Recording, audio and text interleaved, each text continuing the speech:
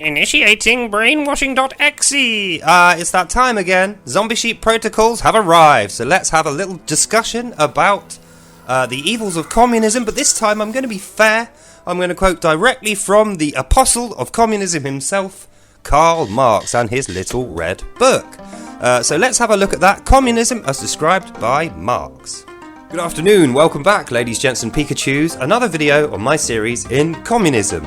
So I'm going to start by saying, I read this again, the Communist Manifesto, the international bestseller by Karl Marx and Friedrich Engels, two men who I really disagree with quite heavily. But anyway, I've been reading this as part of my research and reading it again, and I've realised the one thing that communism thinks in its own head it gets right that nobody else in the world does. It even says no other communist party, but the Communist Party gets this right. Only the Communist Party are interested in solving the problems of the common man. Now, if you read this, you'll realise that's not the case. They don't solve problems at all, they only cause them. But it got me thinking, right, what is the common man exactly? Is the common man me? Is everyone like me? Is the common man Karl Marx? Is everyone like Karl Marx? Do you see where I'm going with this? The common man doesn't exist. It's a propaganda tool. There's no such thing as the common man. We're all completely different. We're all individual. Which makes sense because this book is the enemy of the individual. Anyone who thinks they have rights of their own and ideas of their own and wants to be better than they previously were, that wants to become something else and wants to be better than, quote unquote, the common man, this book ain't for you. Reading through this book, it seems to me that the common man needs to be, by definition, exactly what he is told to be by the government.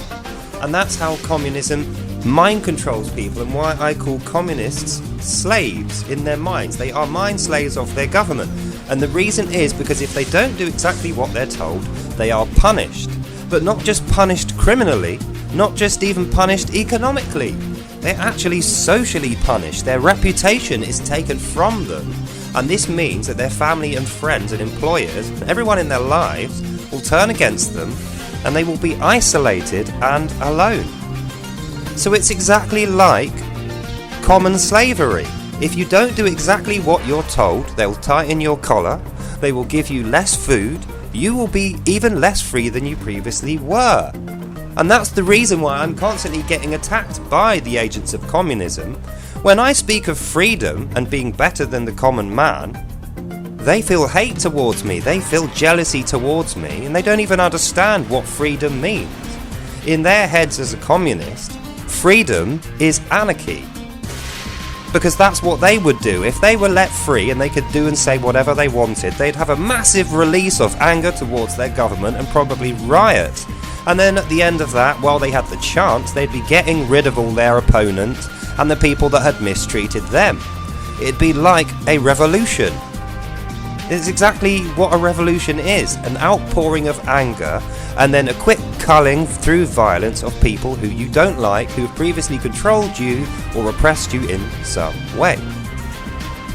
But going back to the Communist Manifesto, let's say we know who the common man is. And it's everyone. Let's say everyone is the same as me or Karl Marx, we're all identical, and none of us have any ideas to be different. You know, this doesn't upset us that we're all identical. Let's imagine that nobody would look across the line and go, well, I'm going to be different just because we're all the same. And then we all have the same problems. What would those problems be? Well, in here, the problem is described as starvation. That's pretty much the base problem that they're going to solve. But let's look across the world. The communist nations of the world are the ones that have the starvation problems. They don't have any food at all. Whereas countries like here, we have plenty of food. America has plenty of food. Europe has... That's where most of the world's food comes from. So it makes no sense to me that that would be the problem that communists claim to want to solve. Apart from the fact that they've realised that's the problem they always have. Because their production is so low. Why is their production so low? Because they all have to be the same, and the person they're being the same as isn't good at production. See where I'm going with this? So in conclusion, ladies, gents and Pikachus, communism fails because it makes the mistake of thinking that there's no distinction between me and my neighbour. There's no distinction between you, I and everyone else. We are all the common man, or at least we should be, and if we're not, they bring the hammer down on us in order to hammer us into shape of the common man. So obviously violence and threats of coercion, they do work against people. You know, people just want to be peaceful. But then what you get in the end is a nation of identical termites who cannot produce anything and they starve. That's the conclusion of this video. Please don't feel like I individually hate the people of communism. I don't. I pity them. I wish that they could have the freedom and the freedom of speech that I'm using now to make this video. To hold this book in my hands. They can't hold books about democracy in their hands. They're banned from it. They're not allowed. And if one was found in their grasp, they would be jailed and the book would be burnt or thrown out. So yeah, the conclusion is this. Please don't think we hate the people of communism. We don't. We hate what is being done to the people of communism.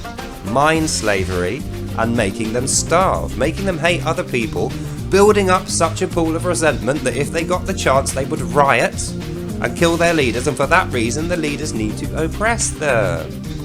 And then be thankful that in our country here we don't have that. We have democracy where I can buy a car, go to a job interview, get that job and earn money, get fired for smoking cigarettes in my lunch break, and then go on the dole if I need to, and then pick up state benefits so the state can solve my starvation problem, but not at the end of a jackboot up my backside. It will solve my starvation problem while I need it to, with no questions asked, as long as I follow the law. So as long as the law remains in my interest, then the government and the whole country is in my interest, regardless of who gets voted in or where they came from. So let's remember that in future. We're not perfect. Democracy is not perfect. Our country has flaws. Democracy has flaws. But it's a damn sight better than that rag over there that I just threw across the room. For the simple reason that it recognises that I am not a common man. I'm an individual. And an individual I shall stay. So that's the end of this video. I hope you enjoyed this, and I'll see you in the next one. Bye now. You are from now on a commie, and you are a fucking commie. Don't like that, give me a notice and fuck off. And if you would like to know more about communism, in comparison to our darling democracy, then please look at my other videos. Check back later, because I will be doing more in this series. Have a great day. I hope you enjoyed this, and I'll see you in the next one. Bye now. Bye bye bye bye bye.